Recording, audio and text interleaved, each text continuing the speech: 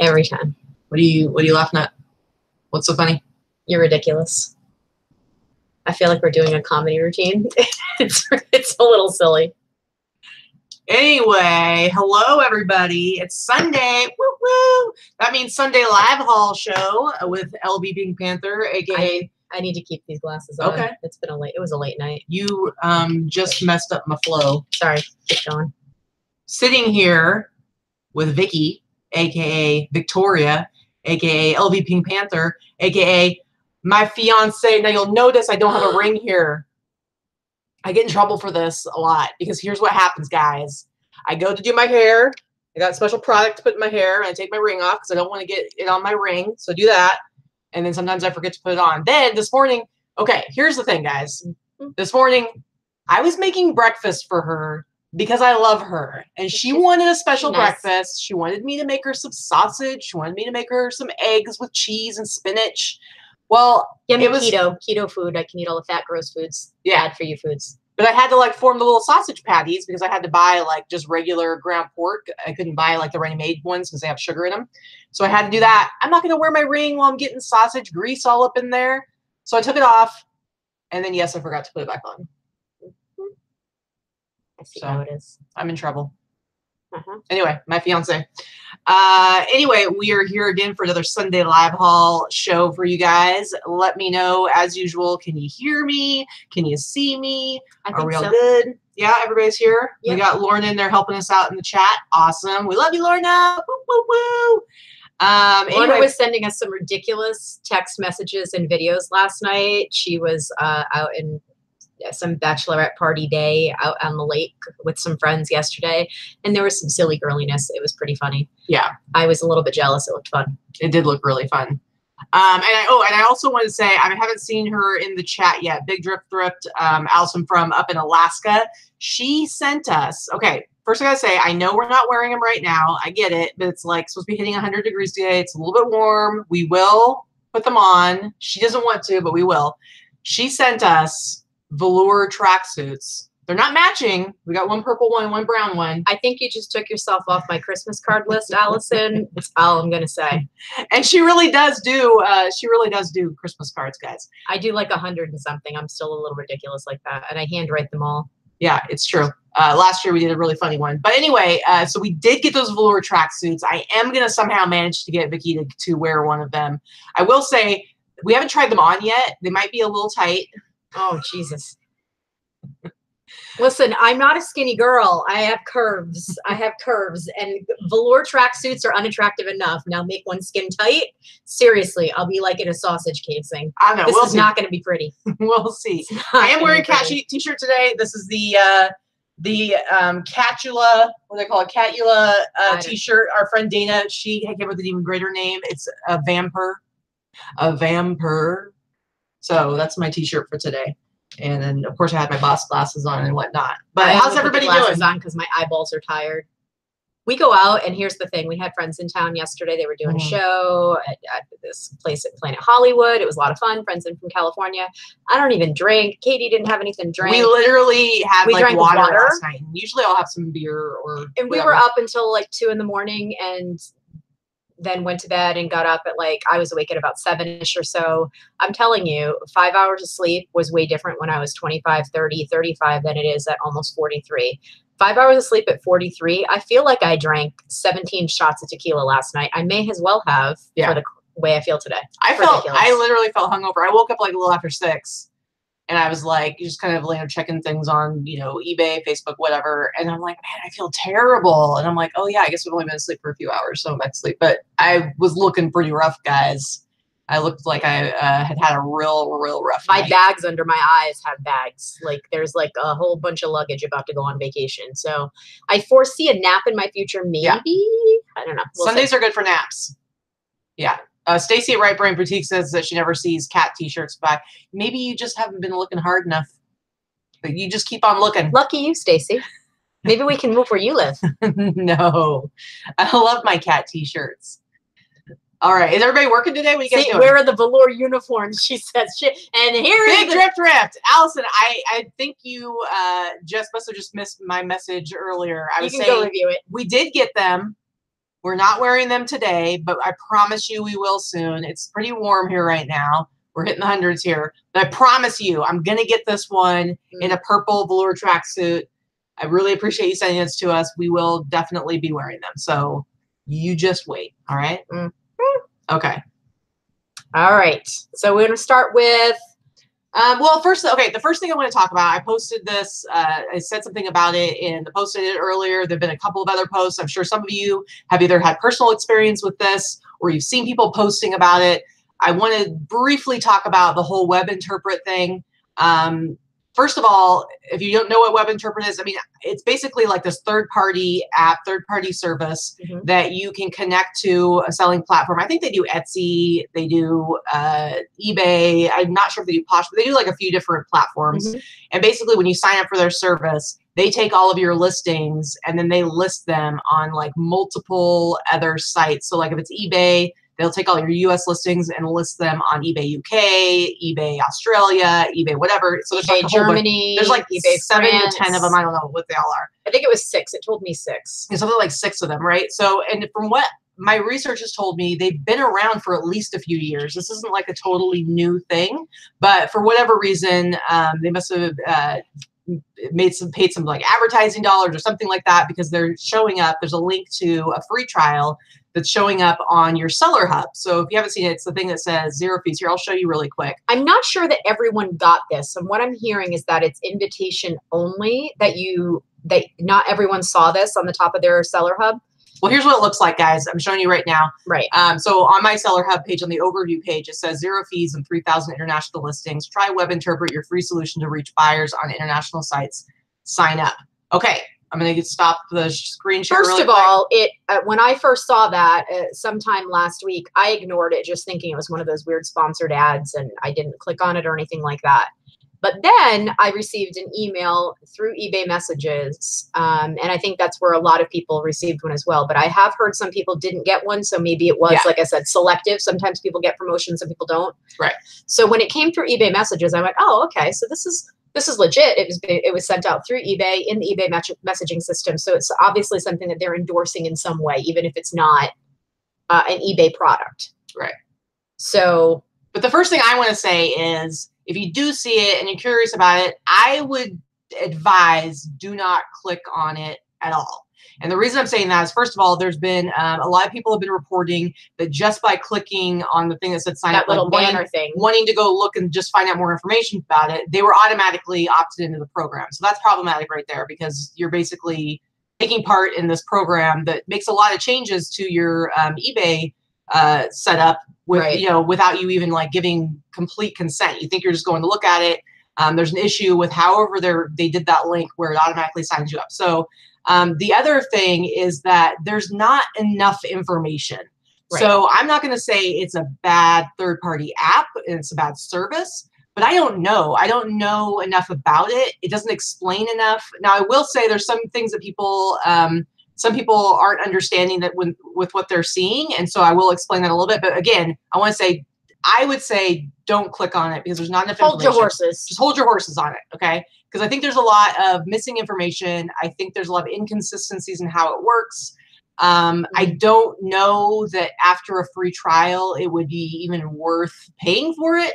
Some people have said it costs like $4 a listing afterwards. I don't know that's that high, but even if it was 20 cents a listing, it literally translates into, depending on how many listings you have, thousands and thousands and thousands of listings.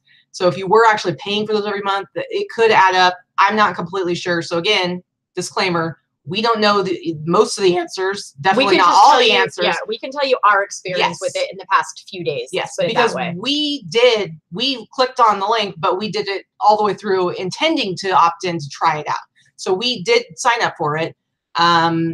I will say also, it's not for the faint of heart, because it does do a lot to your Cellar Hub, your numbers, your Cellar Hub. It changes a lot of things around. It's kind of it's pretty confusing. It's have to really be, it's not intuitive. You have to really be in tune with your own listings, how many listings you have. You got to really be on top of stuff. And if this is something where keeping on top of your solds and unsolds and relists and things like that is already somewhat problematic for you, please do not get involved in this, at least not yet. Yeah. And it's saying if you're not somebody who's like super numbers savvy, it's going to get real confusing. And so that's why I say, like, just hold back. we're going to tell you our experience. We're going to keep doing it for a little while. So we will keep you updated as to how it goes. But I'm as more definitely not going to recommend that anyone try it right now. And again, do not click on that link because you will potentially be signed up and then you got to go through a whole process to get it taken off. Okay. So from what I'm hearing is a lot of people have been signed up without wanting to be. And then a lot of people that signed up thinking they wanted to be were way too confused by the process, as it is confusing. Yeah, we'll show you. And decided they wanted out. And it's been a bit of an issue getting out. Yeah. So that's all we know for sure, but it's not a scam. It's not no duplicate. So another thing is that people are saying it duplicated all my listings. That's not entirely true. So we're going to show you the reality of what it is. But again, I'm going to continue to make this disclaimer. Don't click on it. Don't do it right now. Yeah. Unless we'll be your guinea pigs. We're the guinea pigs right now. We're not that we're the only ones, but yeah, we're the ones so we're talking about it. Okay, so I'm going to go ahead and share my screen again. Here we go. Share. Okay, so I'm just going to show real quick. So people have been saying, like, I clicked on this, it automatically enrolled me. Now I have all these duplicate listings. Okay, you're not getting duplicate listings. What's happening is that you have so this is just like, look at my listings. I've filtered them or I've arranged them by title, so it's easier to see duplicates.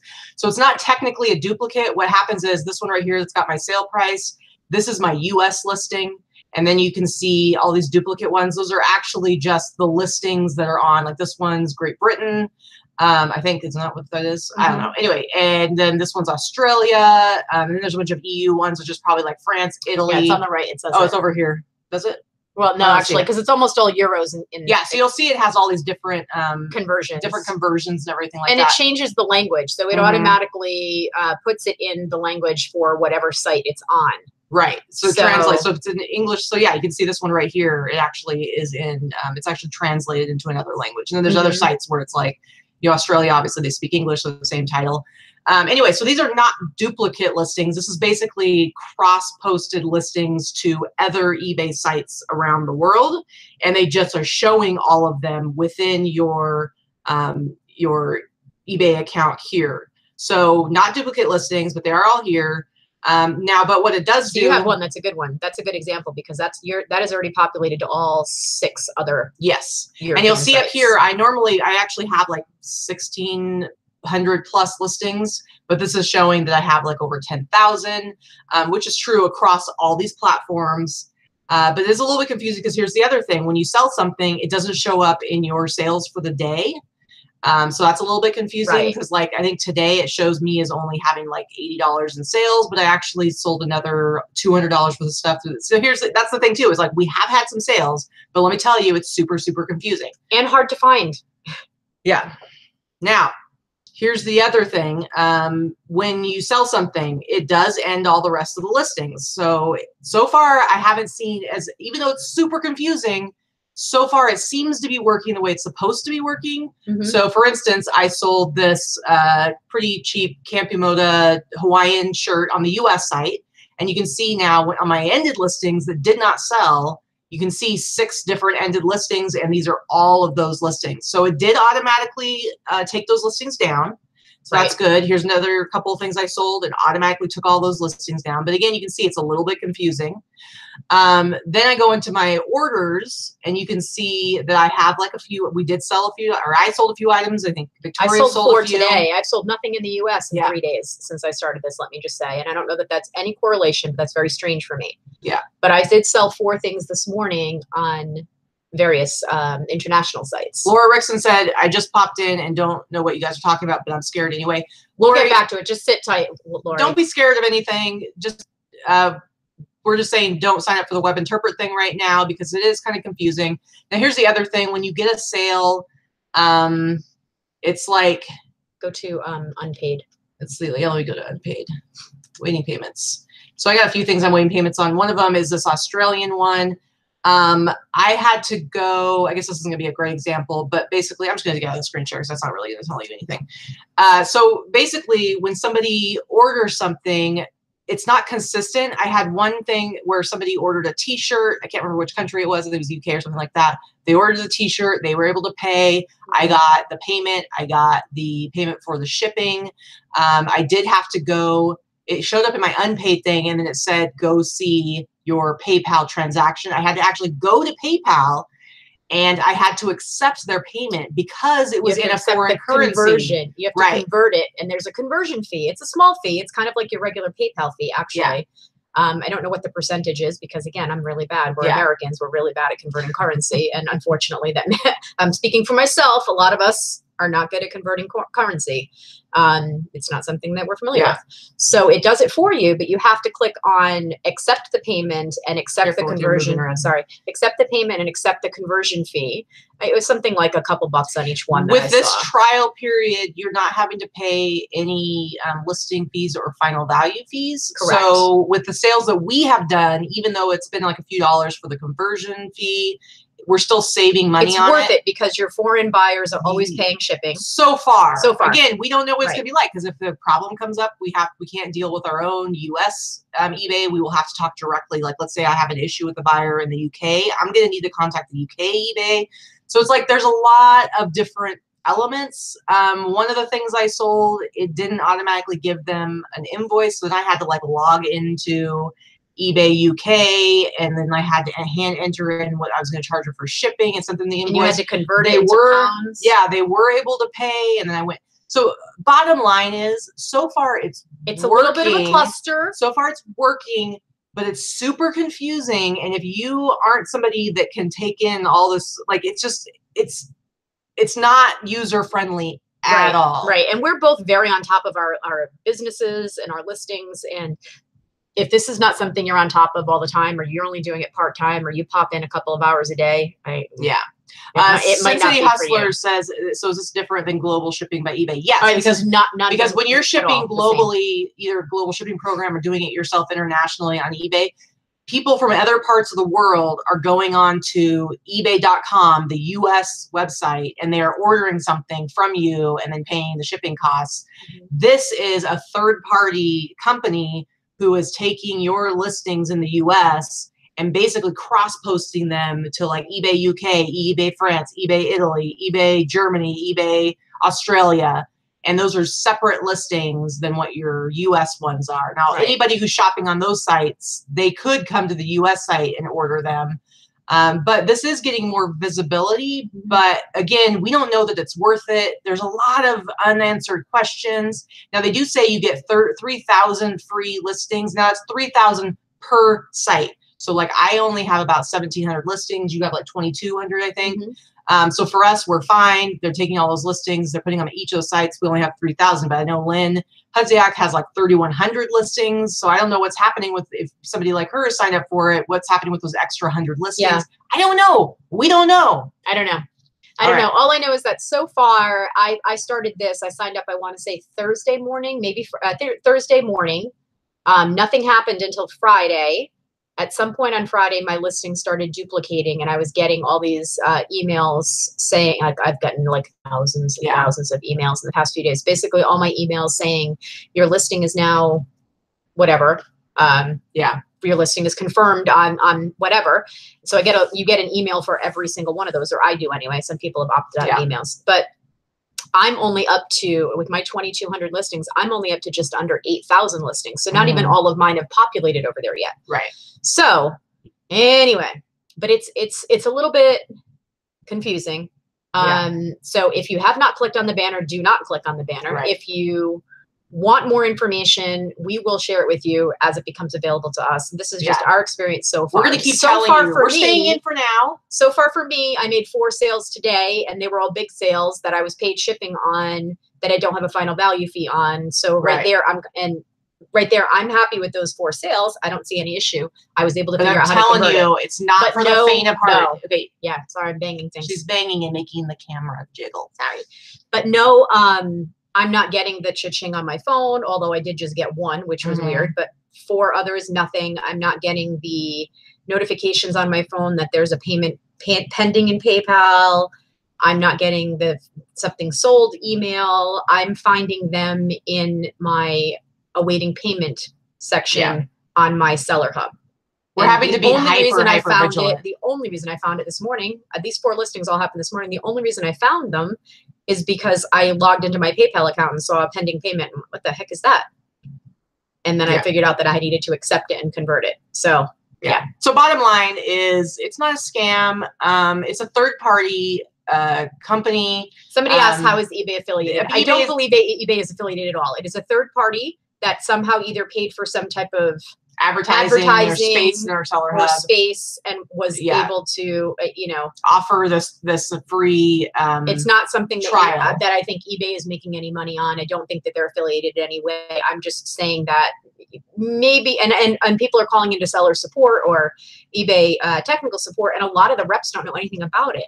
So for me, it's really infant stages, and I think that it probably could have been better thought out before it was launched as something eBay supported is, let me say. We just don't have enough information about it. So yeah, I just want to make sure, I'm going to continue to find out more information from eBay, and I will let you guys know if I learn anything new. But until that time, just don't click on that. If you do accidentally click on it and you find yourself signed up, you are able to get out of it. It takes a little bit of work. You do have to go to the company's eBay. Yeah, call eBay. But I know it's a whole process of getting to the company's website, sending them an email. It's a bit of a hassle, but you can get out of it. So don't try not to go crazy panicking over it, because it is fixable. You can get out of it. And for now, you feel free to watch us be the guinea pigs, and we will continue to let you know how it goes. But it is not your everyday sellers, seller-friendly operating. No. It's just, and I don't envision that if we were paying for this service that it would be worth the cost. But for now, we are. I'm good at being a guinea pig. I will try anything for 30 days for free, thinking it will give me more sales, but it's not. It's a little bit nerve-wracking. Yeah. And I don't think that either one of us are extremists. So no. I think, we're not sky is falling people. So, but you guys just don't panic. If you do happen to click on it, you can get out of it. You can get out of anything. If you're not sure, nothing that is irrevocably changed. If you're stuck and you can't figure it out, feel free to contact me. I will do whatever I can to help you get past it. But try not to, don't go nuts. Don't panic. Don't go nuts over it. You'll be okay. Stacy asked, how are U.S. sales been since you've opted into that? I'm going to be honest. I'm not sure that it's anything related, but personally, I have not sold a single thing on the U.S. site since Friday morning, and my stuff started migrating over. Not one. I have, and I don't necessarily know that it has anything to do with that. And I've never gone days without a sale, by the way. I mean, I'm generally $200 to $300 a day in sales. So I don't know that one has anything to do with the other. I really don't. I don't know if because it's re-opting, it's populating, that it's constantly re-indexing your listings, like maybe things do when you change sales. And I don't necessarily believe that's the case, but again, I don't know. We don't know. We have no idea. So we're just telling you what we do know. And I know that the main reason I wanted to talk about this, because we're kind of debating, should we even talk about this, because we don't really have any information. We don't really have any information. The only reason that I did decide, let's go ahead and talk about this is just because I've been seeing people post about it. And I know it is a couple of different pages. A couple of different pages. And it is alarming the way your Cellar Hub does change when you're opted into it. And I just wanted to at least clarify what I did know, and hopefully help some people, and also just say, don't click on it if you're not ready for what's coming. And so I wanted to at least address it, because I know it can be really scary and frustrating if you come up across an issue you know nothing about and you're not getting any information about it. Yeah. So again, I think it might have just been prematurely rolled out, whatever it may be, or that the company did not, and by the company, I don't mean the eBay, I mean whatever this company is, Webinterpret. They did not provide enough detailed information is really what it is. So there's some in there. Yeah, and there's a lot of different, you guys, there are a lot of different third-party apps that you can connect to through eBay. There's tons. Some of you guys use Bonanza. Some of you guys use other ones where you give them permission to. So this isn't like a new thing that suddenly. You gave some permission. I gave permission for this, but the one thing that I was saying to Katie is that I did not give permission any type of payment anywhere. No. So I can't imagine I would be billed, because eBay can't bill me for a third-party thing that I haven't given permission for.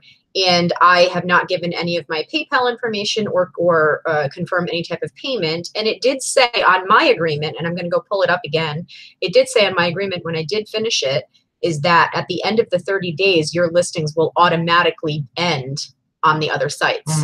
So we'll be keeping on that, but yeah, but my point is that, third-party apps are nothing new in eBay. There's a lot of them that work great, that a lot of people like to use. Like I said, Bonanza, other ones, So there's nothing, inherently bad about it.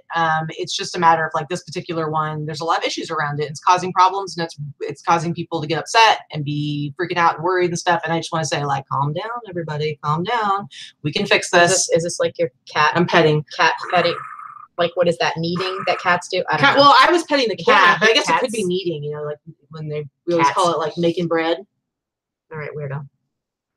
Anyway, so just calm down, guys. It's going to be okay. We want to address that. Sorry, we went probably a little bit longer on this than we needed to.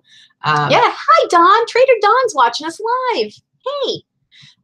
Trader Don says he just went into his PayPal account and accepted conversion for an unpaid sale from this morning. Thanks for the heads up. So Don, you're welcome. That's how I found it too. Yep. You gotta be careful. All right, I'm wiggling. Sorry, I'm too wiggly. Anyway, so Don, I feel pretty. I feel pretty confident in you and your ability to kind of navigate. He's very level-headed. Well, and his ability to like kind of navigate a kind of crazy situation where all the numbers are all weird and everything's. He's a long-term seller as well, and pretty and very eBay savvy. He's been doing this for a long time, just as long as I have. Actually, I think maybe even a little bit longer. So, and he's very on top of his business as well. So I think that's something that he'd be able to handle. And I'm not saying this against anyone else that can't handle it. Don't get me wrong. I'm already frustrated. So, and I am on top of stuff. So we're really just trying to be the people that warn you about it, but also dispel some of the rumor with what we know to be true. Yeah, eBay's you're not getting hacked. Your stuff's not getting duplicated. I mean, I know there were some people that called eBay when they freaked out when everything happened, understandably so, and they had people that had no idea what they were talking about at customer support, and someone said they were hacked. You're not hacked. Yeah, but. And customer support isn't going to know about every third-party app that's out there and what effect it has on. And especially if you're not calling getting a U.S. rep. I mean, I don't even know. So, all right. So let's move on because we're already pretty far into the show. Just talking about this. Yeah. So we're going to go over a little bit over an hour today, but we felt it was important to address it. We want to talk to you guys about it. Okay. So if you are opted in, you're trying it out. Be really careful looking at your orders, looking at stuff that's not paid for yet, because you may not have gotten a notification that something's sold. So look in there and look at your PayPal, because there might be some orders that you need to accept. That's just for people who have decided that they're crazy like us and they're going to try it a little bit. You just need to be super hyper vigilant about where your orders are and what stuff is still outstanding. Okay, so now we're going to go ahead and look at some solds. We'll try to move through this pretty quickly. I'm going to share the screen here. So let me close these out really quick, and I'm going to share the screen, and we're going to start with you. And it looks like between the two of us, and especially you, Victoria, we've got some serious shoes going on this was week. the week for shoes. I don't know. So a couple weeks ago, it was the week for me to find shoes when I was outsourcing, and I guess now this is the week for me to be selling shoes. So like everything else that we show, not everything is just a, hey, look what I sold thing, but we want to do a little bit of education, a little bit of education with each sale. So that being said, this was a pair of Converse that I picked up at a garage sale for $5. They were unworn, new without box. They were in a fantastic condition. They look a little dusty in these close-up photos, but they were a faux suede, a faux black suede, so they are a little bit dusty. Sorry, I can't tell on the I just said suede. Is suede a word? I don't think so. I think suede should be. But they were a faux suede with real leather, and inside. What I wanted to say is that Converse is not always going to sell well. Just don't think that just because you see something that's Converse, it's going to be. So you can tell by the bottom unworn that it's worth $1 bazillion. It's not true. But I paid $5 for these. They were clearly unworn. And because these are the black on black faux suede, I do know that this is not one of the standard line. It's something that's a limited. Well, and these soles are very different. If you know Converse, they're thicker. They're more of the boot. They call these a boot. So inside the Converse, there's a tag. What you can do is you're going to look at, you can see this number that's 149392C. When you see these numbers inside a label, throw them into Google, and that's going to give you your model name and description. You'll be able to find the information on it. So when I was able to find that, I realized that these sold for well over $100 new. Any case, they were listed for about a week. They sold for $65, I believe, on sale. I took an offer for $65. I paid $5 for them. Right. They were going to California, free ship, super cheap for us here in Las Vegas. That's it. So that, I mean, the reason why I went for these is because they were a higher end Converse. I'm not going to pick up any old Converse Chuck Taylor beat up canvas high top.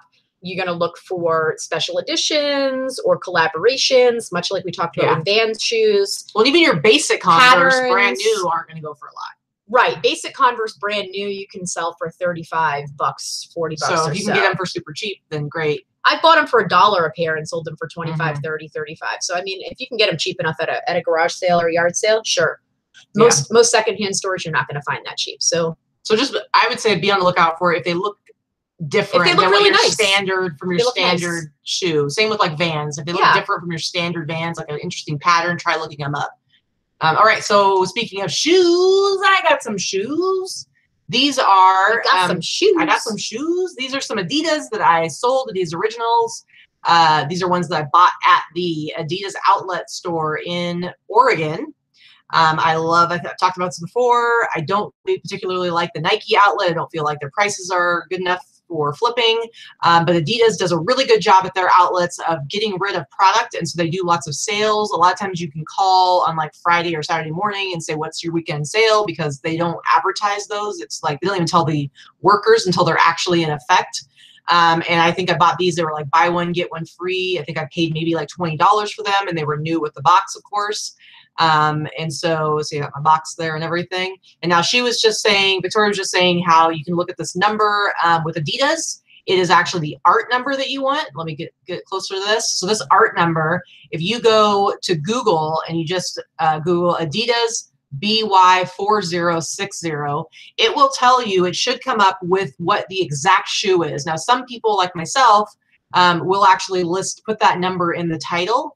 And so sometimes I will actually put that number in the title as well. When I do a search, I will on eBay, I will put that number in there because some other sellers will do that as well. And it gives me a better idea of like how they sold, it gives me better comps. But this pair I sold for $101.99. And I think they went to California, which I was stoked about because then I made the shipping super cheap. Right. But yeah, so these are just some cool shoes, and being able to look up those numbers if you can see on the actual box itself, the numbers right there. So when I go into the Adidas outlet, I can just walk down the aisles and punch in these numbers and look really quick. And every once in a while I'll see a pair of shoes that goes for a lot, and I can buy them for $20 a piece. And I will do that. And I've gone there and bought boxes and boxes and boxes of shoes. So that's a great way of sourcing. So next one.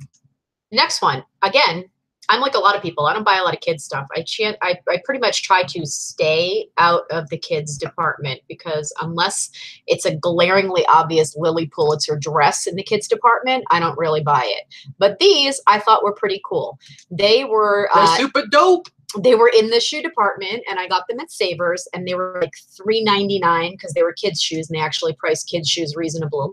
They were like $3.99. They're vintage Goosebumps. They're super guys, cool. Like R.L. Stein Goosebumps. So these are from like early 90s at best, or at worst, I guess. I don't know. So I wish 90s. They were my size. I said that Katie would wear these if these were her size.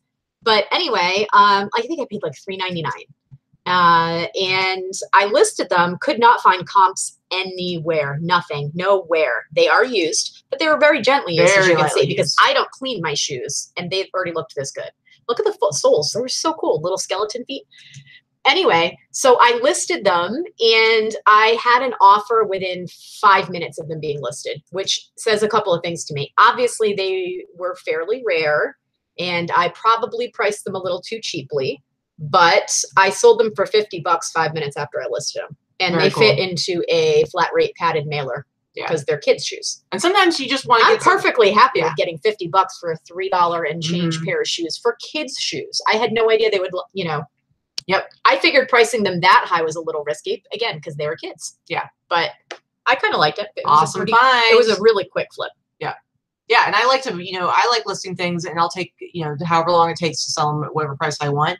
But there's times where you just feel like, you know what, I want to make some money right now. So you're going to go ahead and take an offer. And that's part of like me having the best offer on all my stuff is I'm willing to at least hear what somebody has to say. And if they're offering too low of a price, then I just won't do it. Okay, so next one. Let's go back to T-shirts, guys. You guys remember this T-shirt? I do. I didn't even know you saw this. This T-shirt I got when we went to that $5 bag sale where we could, they gave you like a little bag and you could stuff as much stuff as you could in there. And it was like this funky little thrift store that like raises money for some animal rescue or something like that. And I'm pretty sure you got like 2 bags worth of stuff, and I paid for them. Never. I'm pretty It sure. was the second day of the sale, and so I was kind of like, I don't know. And Dana's actually the one who told us to go, so sorry, House of Rocks, we got all the cool stuff. Anyway, so there's been a lot that Victoria sold from that, and I've sold some stuff from it, but this t-shirt was my favorite find, and it was literally, like, I found some cool t-shirts in the rack, and then I was looking around, and the way they had the store set up, it wasn't super organized, and there was a lot of stuff where you just find a plastic bags on the floor, and you'd open it up, and there'd be clothes in there, like they hadn't even, like, gotten around to putting them up. And so this was there was a bag on the floor, and I opened it up, and it had all these vintage t-shirts in it, and it had this Merle Haggard one, and you showed it in a haul video. I showed it in a haul video because I was really excited about it. It's got the screen stars. It's just a really cool t-shirt, and I listed it, and so it's been up for a few weeks now, maybe three or four weeks. It was on sale for $99.99. Somebody made an offer of $70, and it was another one of those things where I'm like, you know what, I'm just gonna go for it. $70 for a less than t-shirt. $1. I think it came out to what, like 18 cents, because I was able to stuff like a lot of t-shirts in one little bag because t-shirts don't take up any space. So $70 off of like a 20-cent t-shirt. So I was stoked. But hey, Jerry Pendleton's in the house too. All right. Okay, so let's go to your next one. Okay, so this was from a garage sale that we hit, a fantastic garage sale earlier this year, maybe, I don't know, a few weeks ago, a month ago maybe. And I've already sold, again, a ton of things from this particular sale, but this person had a whole bunch of old bags flat in an old suitcase. So this is just a vintage Airline bag. I paid $1 a piece for these bags. This sold for a full asking price of $90.97. It was on sale. I paid $1 for it. It's old. It's stained. If you look through some of the pictures, it's like watermarked, and I don't know. Can we see here? Oh yeah, sorry, I'm It's slacking wrinkled. It's like a fabric over plasticky type of thing. Yeah. It's not in the best condition. It's over. Yeah. See, here's the water stain. But in any case, $91. It went out of the country. I mean, I was pretty obvious with the condition, and so they paid shipping plus $90 for something I paid $1 for. Yeah. You know, Airline bags are highly collectible.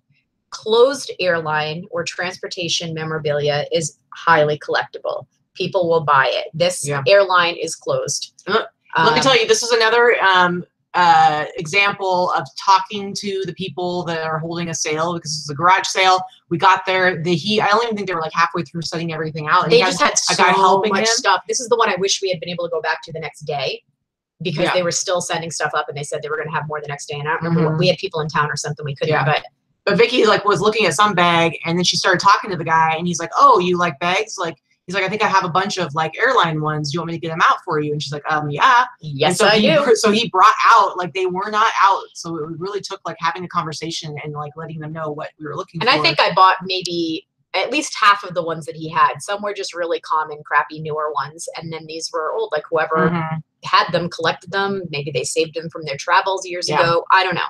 Oh, isn't that where you got the Nightmare on Elm Street records too? Yep. Oh, that was a good sale. I want to go back and see that guy. Yeah, I wish I remember where his house was. We'll just like show up and be like, "Hey, dude, excuse me, wondering if you have any stuff. Are you selling any more crap? Do you have any of your stuff we can take? Can you open your garage? Can we look through your things?" Pretty much. All right, t-shirts. Back to t-shirts. Okay, here's another t-shirt that I sold. Used t-shirt. I paid a couple bucks for it. It was on sale. Like, I always have my 40%, 50% off sale going. So I sold it for 40% off. The person sold or bought it. They didn't make an offer or anything. Just bought it for $35.99. Again, used t-shirt. Now I wanted to show this one because Ferrari branded stuff does really well. And this particular one, Ferrari World Abu Dhabi. So basically this is I think it's like the only one in existence. It is a Ferrari World. It's Ferrari branded, like a theme park, amusement park or something. It's like a theme park, and it's in Abu Dhabi. It is the only one I believe that is out there. So it's just kind of an interesting, weird t-shirt to find thrifting. So I only had this up for maybe, and Ferrari does a pretty good job. Like, you can pretty much tell like when it's a legit shirt, because it's got all these extra tags and numbers and stuff. I think you can go and like look them up. But anyway, $35.99 on a t-shirt I paid a couple bucks for, and it was really only listed for, I hadn't even put it away yet, and I recently put all my stuff away, so it only was out there for maybe like a week to 2 weeks. So, all right. Now here's your really magical sale for the week. I know. So here's the thing. I've talked about this brand because I found 2 pair in the last 2 to 3 weeks. John Varvatos. John Varvatos is a high-end pair of is a high-end clothing and shoe company. These boots I probably could have held out for more money. They were listed less than 24 hours. I paid $5 for them. These particular ones were from the same sale as the Converse. Yep. Same sale, same size. I sold them for $210. And didn't you get an offer like the day before? I got an offer 10 minutes after I listed them for like 150. I went, nope. And I replied for like 200, and they declined the offer. And then they sold a few hours later for 210 to someone else. Yeah. New these boots are like $500, $600, $700 used. Of course, you're never going to get that. I could have held out for more. I probably could have gotten closer to $350. But again, $5 investment and a quick $210 return. I'm good with that. Yep. All right. So let me show my last one. This is a Guess jeans workwear. It's kind of like a chore jacket. These I've done really well with, the vintage ones. This one I think I had listed for maybe close to a month. And so it's just this kind of, it's not like a trucker jacket. It's a longer jacket. So you can see, and it usually has kind of 4 pockets, sort of like a field jacket. It's very similar. Like a barn coat. But yeah, it's like barn coat. Sometimes they call them prison yard jacket because these are kind of jackets that they give out, issue to prisoners. Prisoners wear Guess jeans. Not Guess. I'm talking about the style, woman. I'm just saying. No, I couldn't even afford to buy Guess jeans. No, this is a style it's just a certain style of jacket. And so yeah, so I had this, and this is a legit vintage jacket, and like I said, I think I had it listed for about a month, and I sold it for $102. I also recently sold a Sears brand jacket that was very similar, except it had a corduroy collar, and I sold that one for I think $70. I think 70. 70. So I'm telling you, if you see these kinds of jackets, now the vintage ones, somebody recently posted something, and it was like kind of like a hip hop style streetwear one from the 90s. Some of those are falling out of favor a little bit. They're not selling for as much, but if you can find like vintage workwear stuff like this, it really can sell for a lot, just depending on the brand. Prison couture. You're right. Yes, prison couture. I'm like, damn.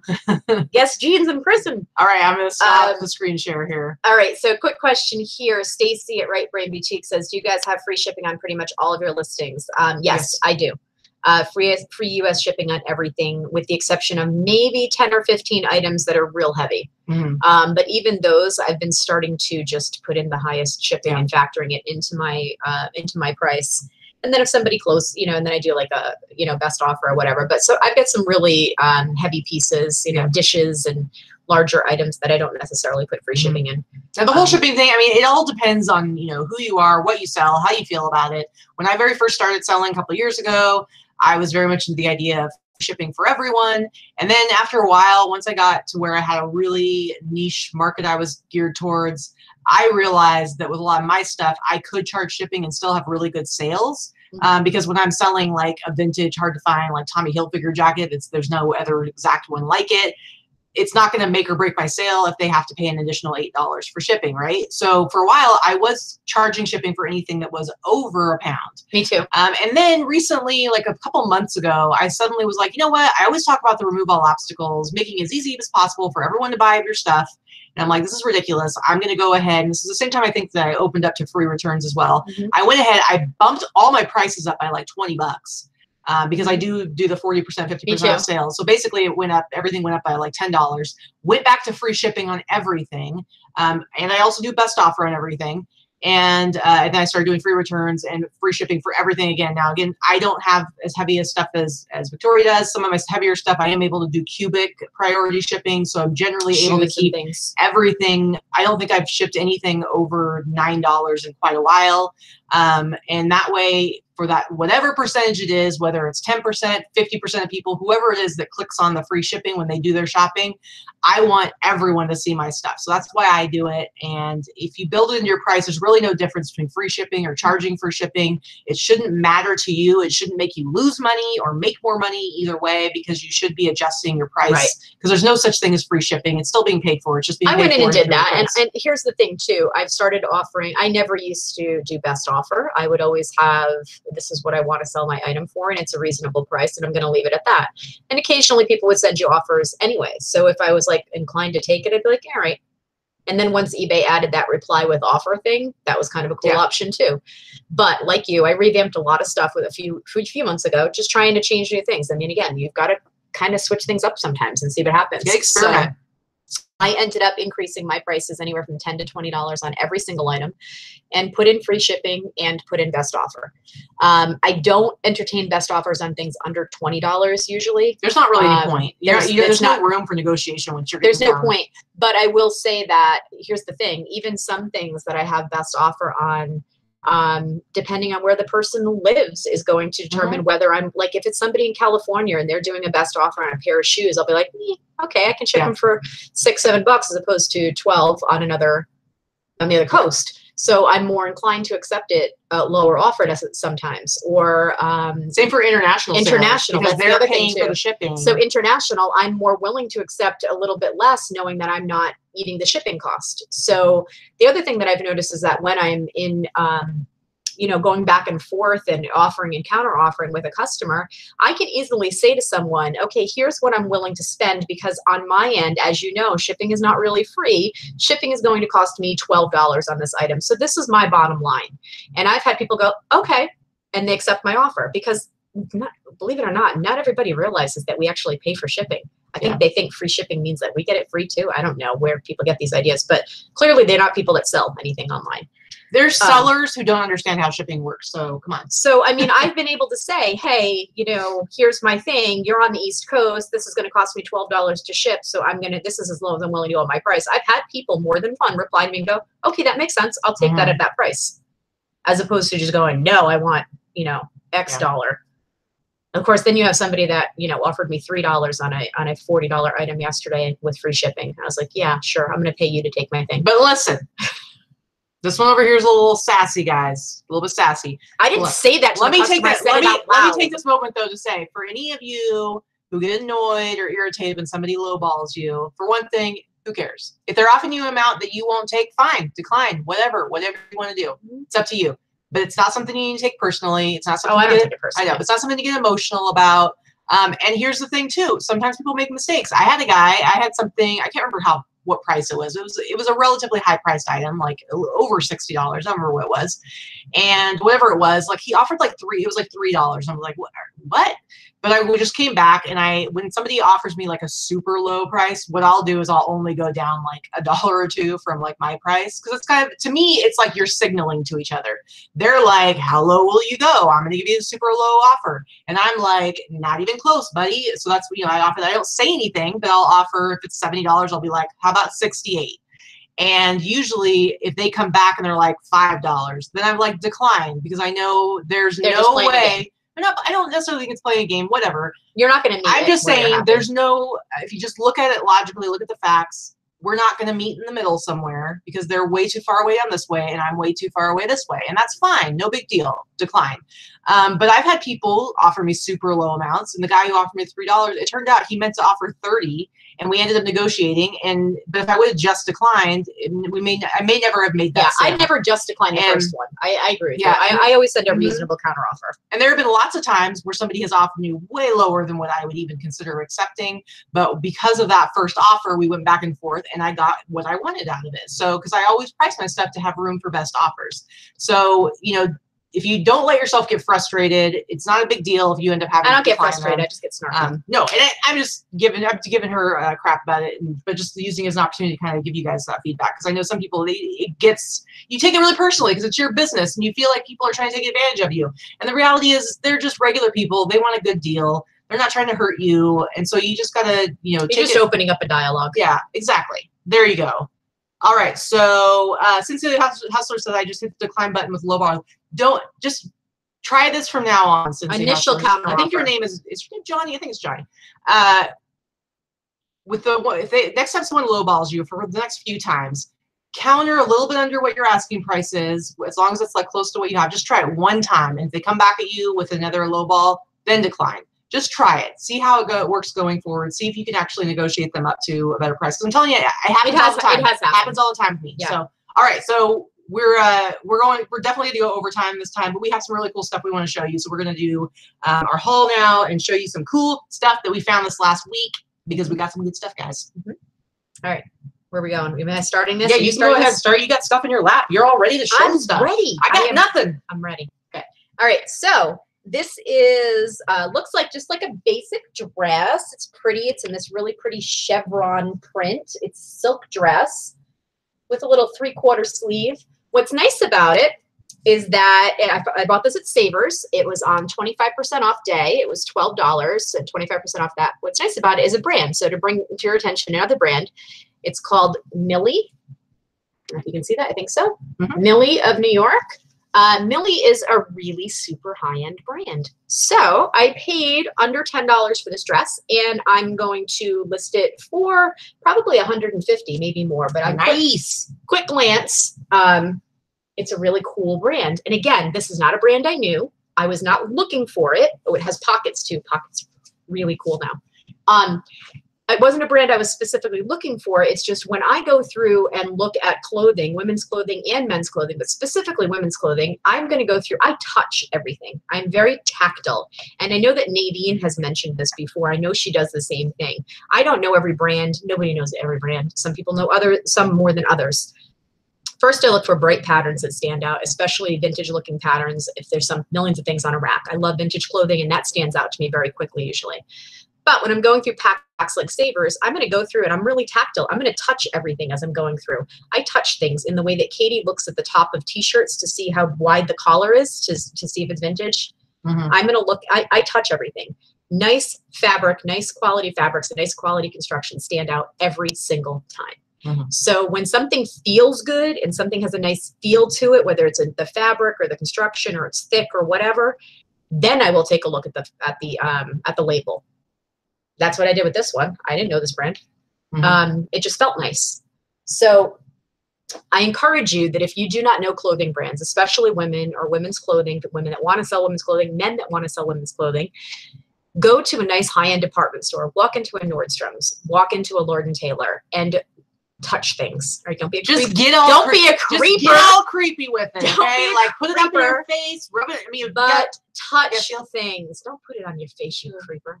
But touch fabrics. If you don't know quality fabrics and you don't know quality construction, go to a high-end clothing store and feel things. That's how you're going to learn.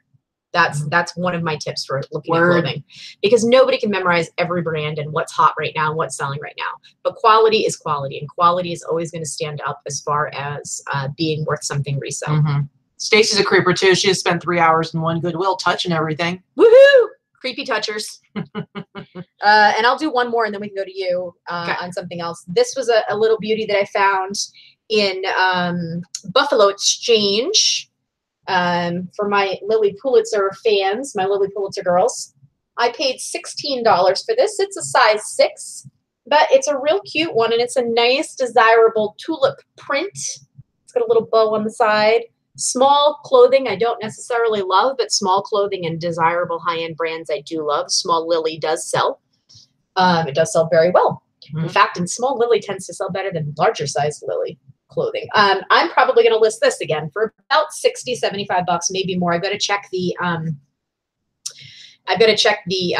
particular pattern and see if this is one that's more desirable than others. I haven't really looked at it quickly, but without looking anything up, I'm going to list it for about $60, $75. Yep.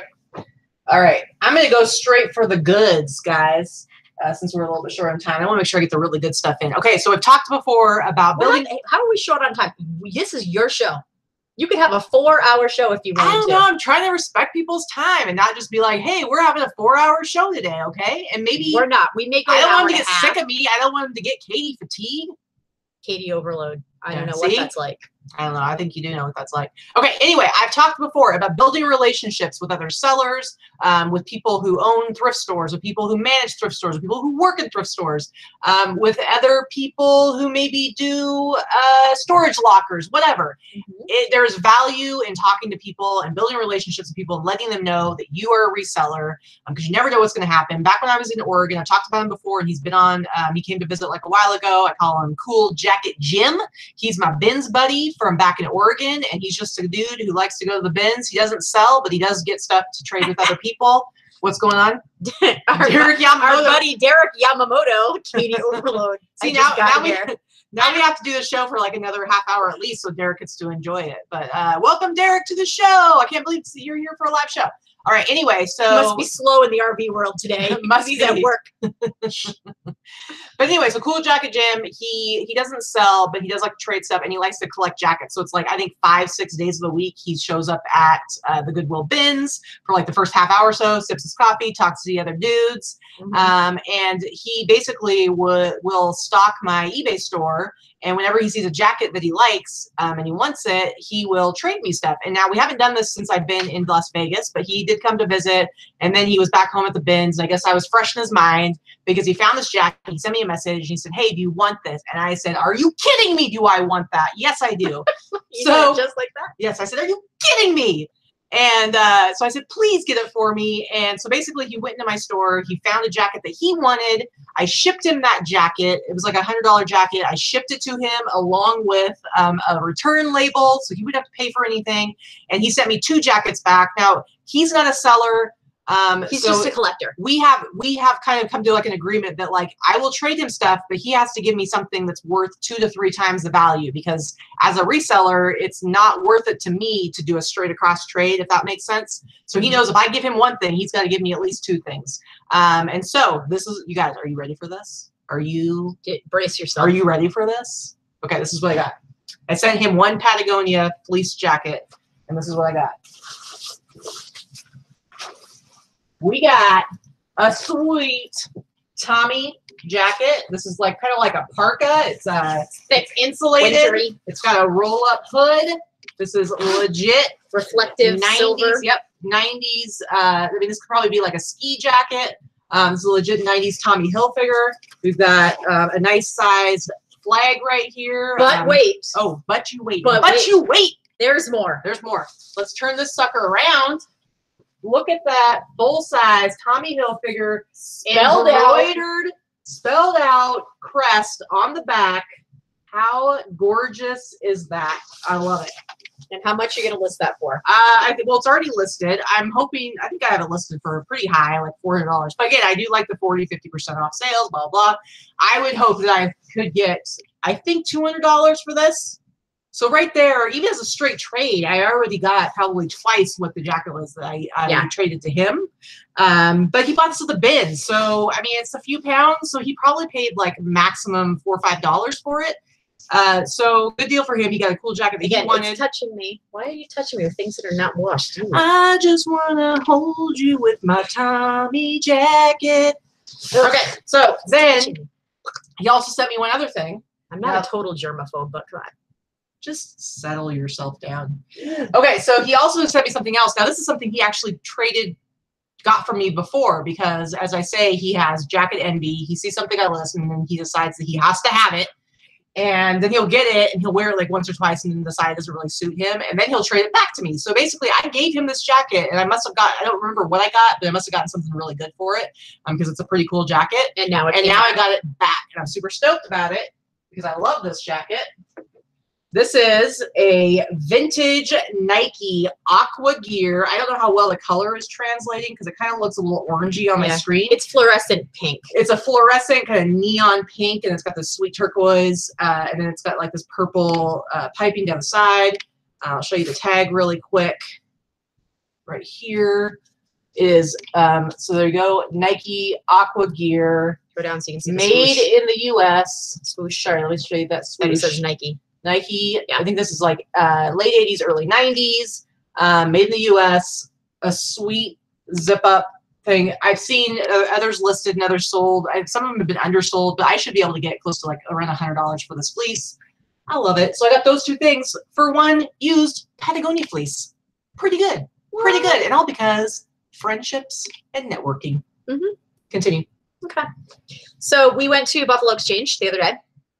And our friend Derek went with us. You could see from the video of our thrifting sourcing videos that he was not all that excited. He thought he was going to be excited. He wanted to come thrifting. He was super excited to go thrifting. And after dragging him to 4 stores, he was done. His wife sent us a text message of him napping on the couch after. Yeah, he had a little bit of a headache, guys. So, but next time we are actually going to probably try and take him yard sailing with us, because I think probably more likely that he'd find cool stuff that he would like. I think he would like yard sailing more. I like yard sailing too, but he needs to have a Friday off to do that. But I added a lot of comic relief to the video. I enjoyed it. Yeah, he was fun.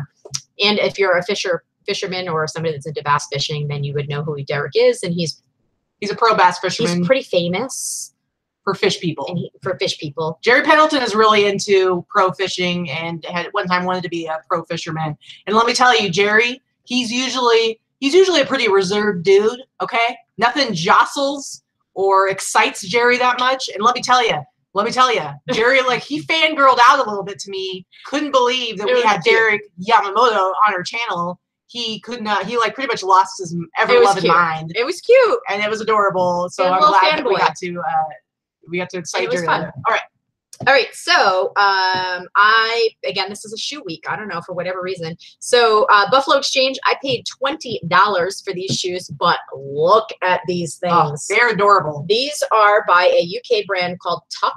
Some people may have heard me talk about them before. It's T-U-K, Tuck. And these are considered rockabilly, pinup, streetwear, psychobilly. I don't know. You can use all of that terminology. Again, this color is off a little bit on this camera, but these are a super bright teal with a hot pink bottom. And they are new, unworn.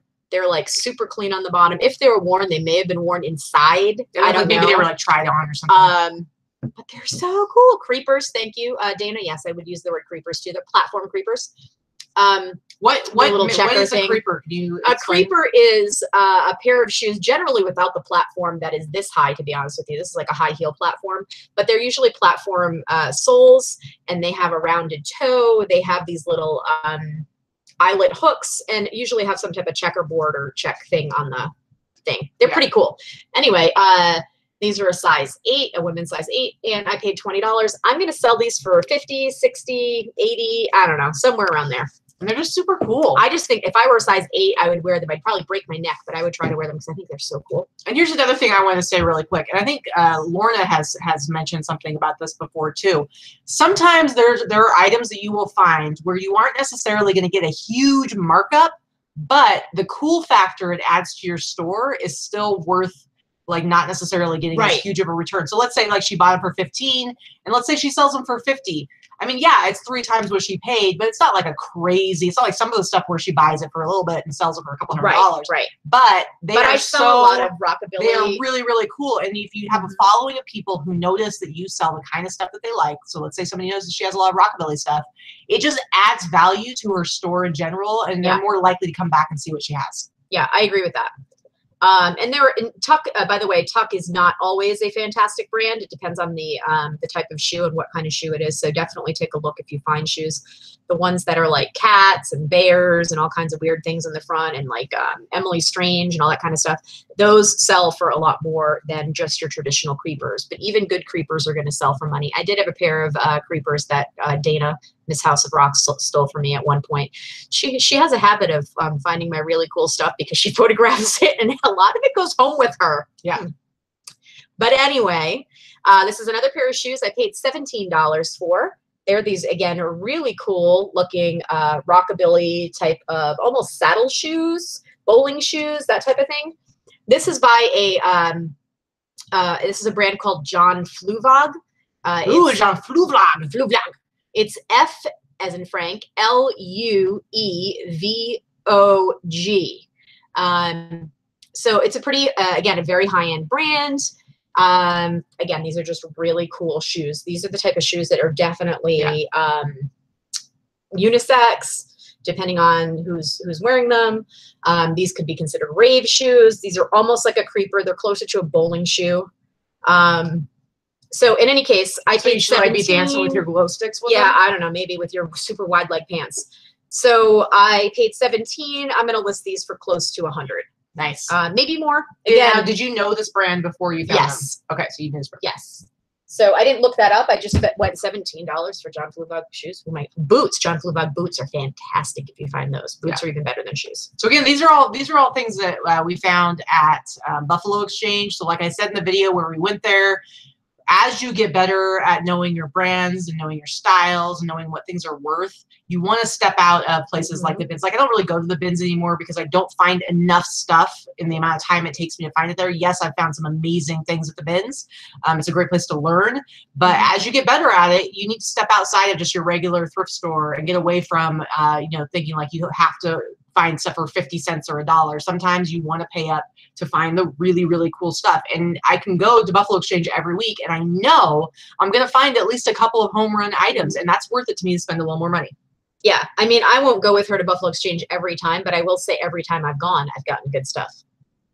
So again, I'm cheap. I'm cheap like a lot of you guys. I want to spend $3 and sell it for $100 every time. Yeah. But sometimes it takes a little bit more money to do some quality stuff that maybe you're only going to get 3, 4, 5 times the amount on, And your time is worth money. So it's like I could spend a week going every single day thrifting all day long and find some really sweet items, or I could go to the Buffalo Exchange for half an hour and find a handful of things that are amazing. All right, I have 5 more things to show, and I just showed 2. So do you want? Okay, I'll show something. Okay, so I'll show you some of the things I found at Buffalo Exchange that I was really stoked about.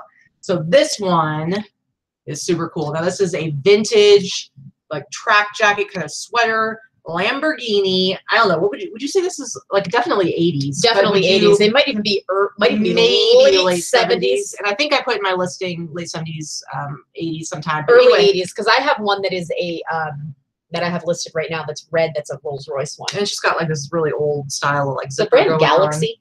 No, it says Jaguar. Okay. So I don't really know. Made in Taiwan, ROC. I don't really remember what the exact date is for when they stopped saying that. But anyway, it's Lamborghini. It's a sweet, sweet yellow color. I was really stoked. I paid $17 for this. Now here's the thing. That's pretty cheap to be paying for it, but it does have a few holes in it, right? So it's got a few holes in it. I get that. But it is such a cool track jacket, and I think somebody who really loves it could potentially get those holes repaired a little bit. Or wear it as is. I think it's a... Yeah, or wear it as is. I think it's a great piece. I definitely think I can get 100 for it. We'll see. I couldn't find anything exactly like it. But I listed it for even higher, and we'll see what happens. But I think it is beautiful. I want to kiss it and hold it and rub it on your face. All right. Next one that I got, this is the one I spent the most money on. This is a Harley Davidson leather bomber jacket. Okay. Not vintage or anything, but nicely embroidered. It's got, it does show some wear. It does show some wear, but it's got some sweet patches on it. Showing wear on a Harley jacket is a good thing. A biker jacket. They don't want it stiff. They want it all broken in. Yeah, and maybe you're like this dude who's an accountant, and you're like, I'm going to buy myself a Harley, and I'm going to be real cool. But I can't go buy a brand new Harley jacket because I'm not going to look legit. And this way, you can like scooch in under the radar and be like, yeah, I've been riding a Harley my whole life. Look at my broken in jacket. Exactly. So I got this jacket, and this was actually... Arani feels me. Do not rub thrifty clothes on the face. Thank you. It is disgusting. Okay, I'll stop doing it.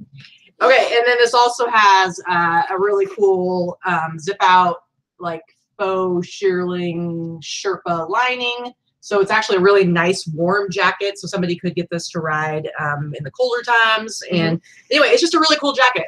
I paid $40 for this. Now my hope is that I can sell it for around $150. I think you get $150 to $200 for it. Actually, $150 to $200. You didn't list it yet, did you? Yes, I listed it. It's already listed. So listed for more than that, but again, room for some sort of negotiations. But yeah, I paid $40 for this, so that's paying up quite a bit.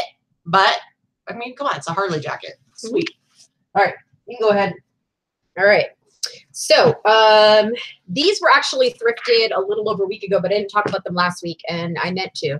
So Katie kind of hit the mother load for me when, again, you've heard her say a million times she hates pants. She doesn't like to wear pants. She doesn't like to list pants. I'm not wearing pants right now, guys. She's wearing shorts. Stop it. Stop trying to touch me with dirty clothes. Yeah, see, Rita, I am going to wash my face with like Bactine. Anyway, so she found me 6 or 7 pairs of new, old stock, but vintage with tags, polo Ralph Lauren jeans, like chinos. Yep. So there's like 3 Tommy Hilfiger and 3 polo. And you can see they've got the pleated crotch, the pleated front, not the flat front. Here's the thing. These are 90s. And they've got the tag on them. They sold for $40 back in the 90s at some point. The pleated front is coming back, guys. It's coming back a little bit, especially for like more like a thinner build. And these are all size 30, I think. So yeah, they were all on the smaller side, which is fine because it's the only time the pleated front looks good on anybody. You better be skinny. You better not have a poochy belly, whether you're a man or a woman, because pleated front pants are not your friend. But whatever. Anyway, so she found them for me in the at Savers in the men's section. It was on a 25% off day. They were all listed anywhere from $10 to $12 a piece. I paid 25% off of that. I'm going to list them and sell them for $60 a pair. Now, she said something about, I think you said old stock. So really quick, for those of you who might not know what that is, sometimes it's called new old stock. Sometimes it's called dead stock. And so what it is, let's say you find a pair of jeans at the store and they have the tags on them. They're new with tags, right? But when you start going back to vintage, once they're over 20 years old, if they still have the tag on them, or you find a pair of shoes and they're brand new, still in the box, that's considered dead stock, because basically it's vintage, but it's never been worn or used, and it still has its original packaging or tags. And so that's kind of like new old stock or dead stock. Dead stock is, and you may feel differently, but I've been doing this a while with vintage and antique items. Dead stock tends to be more for hard goods and shoes, and new old stock tends to be used more toward soft goods, which is clothing. Yeah. And that's just my experience. Other people may use it other ways. I know that a lot of terms have become interchangeable now. It's even something as little as the word vintage. Vintage is now considered anything 20 years or older in the real world. Vintage is 25 years or older. Antique is 100 years or older. People have gotten very loose with that terminology lately. And with the vintage streetwear community, dead stock is a pretty common way to describe anything that's new like that. So it's vintage. So, but yes, and see, Arani, I remember the full belly pleated pants wearing folks back in the day. Yeah, me too. I had a baby when I was 17. I've always had a little poochy belly. I'm not wearing anything that has pleats in the front. Not then, not now, not ever. No, don't do it. Don't do it. Don't do it. All right, so one more really cool thing. Oh, not one more. I have a few more, but I'm going to do just one more right now, and then we'll move to Katie. This is a vintage 1970s. Like, see that big collar? And see this little orange tag? Orange tag, Levi's work jacket, work shirt type of thing. It's kind of heavy. It's a chambray jean type of shirt. It doesn't look like it was really ever worn. I don't think when you look at the tag inside. I don't think it was worn. It's super white. I paid $23 for this. Again, that's paying up for it a little bit. But here's why. A, because it's in fantastic, perfect condition. If it was worn, they may have done something that was called like sanforized. That's when people used to get, it's got like super crisp pleats. It's been cleaned, dry cleaned, something. But here's the really cool part.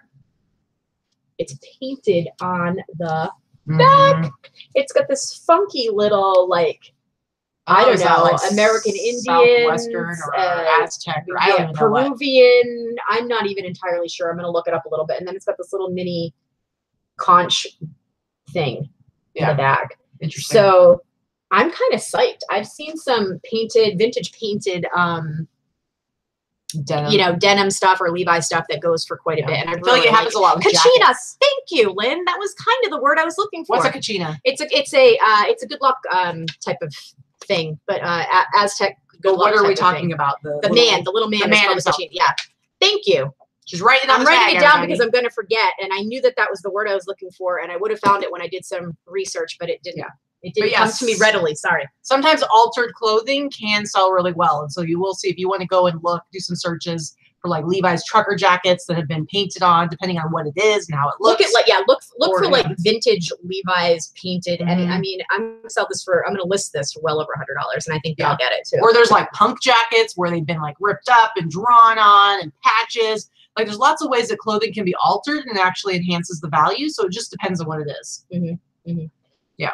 All right. So I'm going to do one more article of clothing, and then Katie can move on because my last 2 items are hard goods. All right. And again, like everything else, we're not just talking about when we talk about our solds, that we highlight during the week, or we talk about the items that we find while we're out thrifting. I think Katie and I both do this the same way, even though she only buys men's clothing and she tries to focus a lot on vintage and streetwear. I think every time we try to bring something to you, we're trying to educate you about either a brand, a category, a label, or something along that. It's not just saying, hey, look, I found this cool thing for $1. I'm going to flip it for 30. I mean, that's how I feel. I hope that you're getting. We're hoping that we're teaching you something, that some type of something out of this, and I tend to thrift or sell things in every category. So I'm one of those people that you would say I'm probably a jack of all trades or a knowledge of all trades. I don't know. I know jack of all trades, master. I know a little bit about a lot of different categories and topics. So Linda Hubble wants to know, do you put altered in the title? I mean, I'm assuming with that shirt, you're going to put painted, and you'll say I would put painted. I wouldn't put altered. Not altered, but usually because nobody's really going to search a term called altered. No, but I would put it, like, let's say, like I was saying, with like either a Levi's jacket or like a punk jacket or whatever, I would put in the place where you can put the notes for description or for the condition. Yeah. I would put in there, this has been hand painted. Somebody may or may not be original. May or not, because most likely after factory, whatever. Well, that's not necessarily true, because Levi's did do a lot of painted clothing. Yeah, if you look, they did painted jeans and painted jackets and painted shirts in the back, custom. That's another thing. So then you could say may or may not be factory, whatever. But and then just show them up close details of it so they can see like what they can make their own choice. Yeah. So okay, so this is my last thing, and it's, again, I picked it up at Buffalo Exchange. I did pick up some pretty good things there this week, as did Katie. We both spent. It was weird because we both spent like 107. I think I spent 172 and you spent 175. Yeah, which is more than I usually spend for just a handful of items, but they're all really good ones. So they're all like home run items. So it's like, of course. So this is like, I feel like I need to have like the American anthem playing. Hold on a second. Look at this fantasticness. This is pretty beautiful. That's nice. This is a vintage leather bomber jacket. I paid $35 for it. It's by a. It's for a true American. Seriously, it's by a designer called Michael Hoban. Michael Hoban is a brand name you want to look for in leather. Michael Hoban was kind of in the 80s and early 90s. Was the name. Christiana's saluting as well. I was. Had my hand over my heart. It is the name for leather. It is the name that all the rock stars used to wear on the music videos. They would go to LA. There were shops on Melrose. They would go and buy all their expensive leather jackets to be all rocked out. So this brand is very well known. It's a brand from California. It's a designer from California. This particular jacket, there are a couple of them listed. I think some people sold some for really cheap. There are a couple listed, maybe one listed exactly like this as an extra large. And I think the cheapest they have it listed as $180 or best offer. As we're heading into summer, almost everywhere, at least everywhere in this country, I'm going to list it a lot higher. I'm probably going to list it somewhere around the $300 range with best offer. And if I have to sit on it until winter, I'm okay with that. If I have to sit on it until the other cheaper ones sell, I'm going to do that too. So if you find good stuff, good brands, like if it's questionable, don't buy it. But if it's something where it's something of value, don't worry about the seasons. I didn't even look it up. I already knew Michael Hoban. I knew the brand. I didn't look it up. I've sold everything I've ever had by Michael Hoban for well over $100. Yeah, $35 is a little bit pricey for a used jacket, just like she spent $40 on the other one. But I'm good. $35 and an extra large. I think this will absolutely sell. This reminds me. Doesn't it remind you of like Vanilla Ice or something like this in a video? So I don't mind putting this in my store and having it hang out. I'm all about the slow dime versus the fast nickel. Every once in a while, I'll take the fast nickel, sure, like on those Goosebumps sneakers.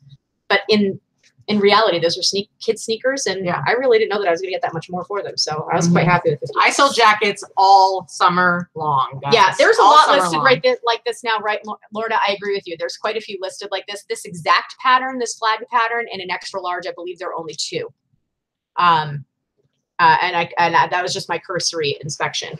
Yeah. But some people have sold them for high and some people have sold them for low. And how many of those people don't take returns at all? Right. Don't do free shipping.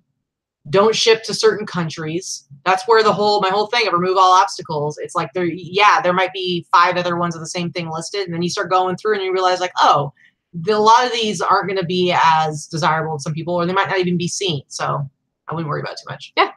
All right. So you show a couple more things and then I'll do my last 2 things. All right. I think I'll show. Oh, well, I'm going to talk about this. Okay. So this is a jersey. Here's the thing. This is FUBU. FUBU Athletics, 1992. This is like probably vintage, late 90s. Here's the thing about FUBU. FUBU, for the most part, is kind of on a downswing. For the most part, you're not going to be able to sell most of them. There's a lot. You'll see like a lot of like similar to like those workwear denim jackets. You'll see ones with a lot of embroidery on them. Unless you're only buying them for super cheap and somehow they have like a extra buck at a special garage sale. There's some stuff I will still buy, and I actually sold like a couple of them in like the last month. So I will still buy them, but I'm very picky about which ones I will buy. But one thing that still does pretty decent is the jerseys. So this is a FUBU jersey. This one says South Central, and this one actually, it's a really good size. It touched me again. 3XL, and we keep saying it. I'm just gonna have to. Yeah. Anyway, so this is a 3XL, so it's a nice big size. This is actually it's supposed to be like a baseball jersey, and it's actually, where's it at? It says on here somewhere, it's a limited city edition. So this one says South Central, which is just like part of LA. There were some other ones. Like there's one I think that said Harlem on it. So it's a special cool limited edition. And again, really nice size, really big, sewn, stitched lettering on it.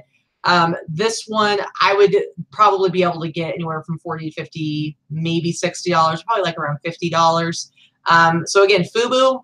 It's really questionable. And again, anytime any of you have a question about stuff, you can find me on Facebook Messenger. I'm totally willing anytime you can send me a picture and be like, what about this? Should I be buying this for this much money? I will give you feedback on anything. So, and plus I just get excited when other people find cool streetwear stuff. But yeah, so just be careful with the FUBU stuff, but this is pretty cool. Here's the back of it. And it says FUBU 5. Type. It's like a really interesting material where it's almost like kind of shiny. So this particular one did stand out to me as something that I could make some money on. So I did take a shower this morning. Like already, Lori's right. I'm going to need a Silkwood shower after the show because you keep touching me with crap. Nasty. She's nasty. And let me see. Who asked here? Stop it. What's the question? Babatunde? Please forgive me if I ruined your name. I apologize. How will I store the jacket? Will I hang it or fold it in storage? I personally have hanging racks in my garage that I store all of my jackets, dresses, and sweaters and sweatshirts on hangers. Not everybody has that ability, I believe. I'm well aware, but before that, I used to put all of my jackets in bins and fold them. If you go back in my earlier videos, you will see some videos where I'm talking about storage solutions, and there's a couple of them where I show how I actually built the racks that we use. And so I actually They're pretty fantastic. How I built them and show them set up and everything. Mine are full. Mine are overflowing. I will say these gorgeous racks that Katie built for herself and myself, we're about a half a step away from needing a storage facility because we both have just too much. There's so much stuff. I mean, we have like over 4,000 items in a 2-car garage. So yeah, it's a lot. No cars in the 2-car garage. And she has a lot of hard goods, and hard goods tend to take up a lot more space because I'm probably but even my hanging stuff, which we both have the same amount of hanging stuff, my racks are full. The racks are full, guys. Okay, it's still my turn. Oh, keep going. So just chill out. Hurry up then. Jeez. So I've had a couple of t-shirts. I picked up this t-shirt at Buffalo Exchange. I paid $13 for it. This is a vintage Stussy one. The reason I actually haven't done any research on this, but the reason, what? Now you're too cool for school? Yeah, I'm wearing your sunglasses. Whatever, guys. She can't even get her own cool sunglasses. She's got to wear mine. Mine are downstairs. She's got to wear mine. Anyway, so this is a Stussy t-shirt, but this is, I believe, some sort of kind of a collab or a special event because it's like, it says on the back, it says Curtis, and I believe it says, on the sleeve, it actually says, something, what does it say? I don't know, something records, Curtin Records, I don't know. Anyway, it's double-sided, so I think I'll be able to sell this for a minimum of like $40. So I bought it for $13. And it's not a huge turnover. It's kind of a lot to spend on a t-shirt, but I like the Stussy stuff. I like having it in my store, so I don't mind paying up a little bit for that. Whatevs. Rude. I found this t-shirt. I think I paid, there were a bunch of them that were on a 25% off sale, so I got a bunch of different shirts for like around $7. This one, it's called Artwear Collection, made in the US, so this is vintage. I believe it says on the shirt itself like 1991. This is actually Satchel Paige, who is an old school baseball player, I believe from like the 50s or 60s or something like that. And so it's just like kind of a cool little print on a t-shirt. And yeah, it says down here, I think it says 1991. So it's just like, it's from the National Baseball Hall of Fame Library. It's a picture of Prince on there. And I just think it's really cool. I think I'll be able to do well. I didn't look it up or anything. I don't know anything about it, but I know who Satchel Paige is, and I think that's a cool shirt. I don't. I do. Well, it's really weird. Like the one, okay, I used to collect, not to brag you guys, but I used to collect Star Trek trading cards. Okay. Not to brag. I was that cool. For some reason, I had one baseball card. I only had one baseball card, and it was a Satchel Paige baseball card. It wasn't an original, so it wasn't worth anything. It was like a reprint, but I don't even remember how I got it. But for some reason, I just remember I had a Satchel Paige baseball card. You're weird. You're too cool for me right now. I know. I'm too cool for you all the time, but you know. I think it's kind of rude that you are being so condescending right now. Like you're some sort of see, Christian, bougie nerd alarm. wench. Nerd alarm. The nerd alarm is going off. Another t-shirt I got. I was stoked about this one. I got a t-shirt. I got these ones, guys. This is Indiana Hoosiers. This is 1987 Final Four t-shirt. I think this is a super rad t-shirt. Again, I got a bunch of t-shirts there for only really nice soft one. And so this is a good example of what you're talking about. So here we go. Here we go. Talking about single stitch, guys. Single stitch. Vintage t-shirts are not always single stitch. This one is clearly from 1987. It's definitely a vintage shirt. It's got a vintage tag.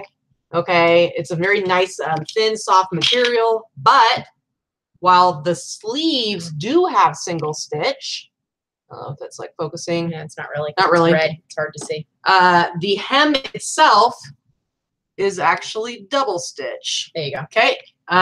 So if you were looking at this and you're very like on a one-track mind of like single stitch must be single stitch if it's vintage, you're going to think this isn't vintage. It is vintage. So this is just an example where it can still be double stitch in the 80s. So anyway, I just thought that was a really cool. I love the Final Four. I love the 80s. I think it's a great color. Probably sell that for 40, 50 bucks. Okay. Are you still on? Are you still talking? You want to take a nap or something? You want me to get you out a little blankie? We're at 3:30. Look at this. Yeah. We're at 90 minutes. I don't know how we can do that.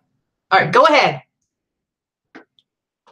All right, so I got this was on Thursday at Savers. I paid $7.50 for my friends that know American Girl stuff. This is the Julie's American Girl egg chair. Look at the cute little footstool. It was $7.50. It's cute. It's kind of big, but it's really light. Basically what it is it hooks up to your iPod and acts like an iPod speaker. It has a speaker inside. I'm old school. I don't have an iPod. I know, ridiculous. I'm aware. Please don't make fun.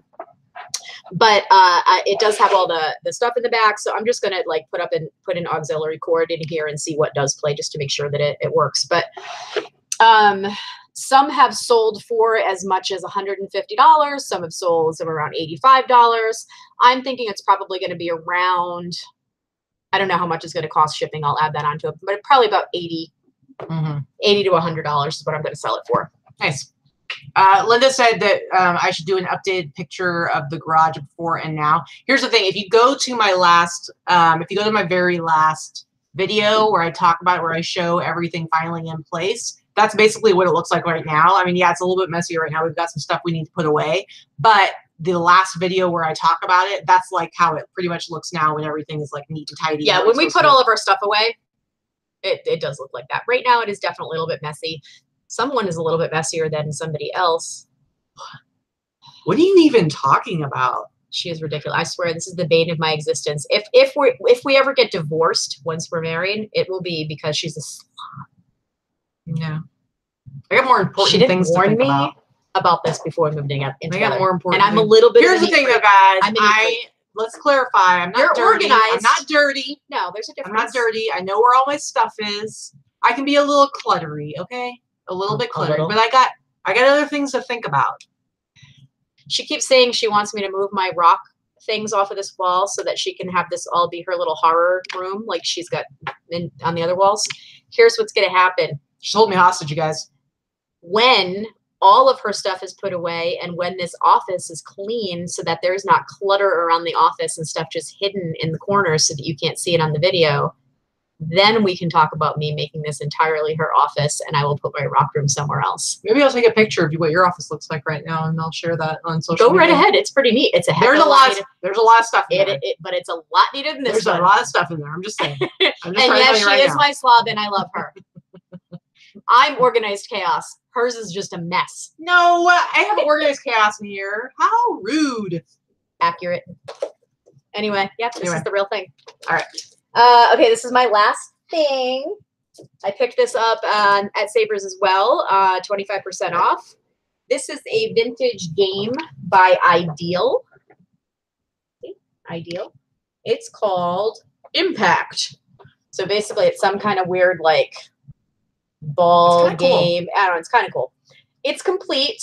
It is not new in the box, but it is complete, including the instructions. It's fairly lightweight, even though the box is big. There is only one other one that I can find that was sold or listed in the last 90 days. I've got to do a little Worth Point digging around. I don't have a Worth Point subscription. I've been a Terapeak person, which, by the way, Terapeak sucks now that eBay bought it. I'm sorry. Fact. I was a Terapeak person for 12 years. The app doesn't work anymore on the phone. On the site doesn't work very well anymore. It's not the same. Yeah. I canceled my subscription. But I'm going to go look up on Worth Point. More information on it and see if I can find more. But the last one sold for well over $150. And I paid 25% off of $4.99. So what, $3.50? Now, Stacey said she's never heard of that game. You had never heard of that game. No, I've never heard of that game. So how do you pick out games? I love vintage anything. I do vintage games, vintage toys, vintage clothes, vintage whatever. And true vintage games like this, I know by looking at this box, this is vintage 50s or 60s. Mm-hmm. Did you look it up at all before you bought it? I did not look it up before I bought it because I knew that it was going to be well worth more than $4.99. Exactly.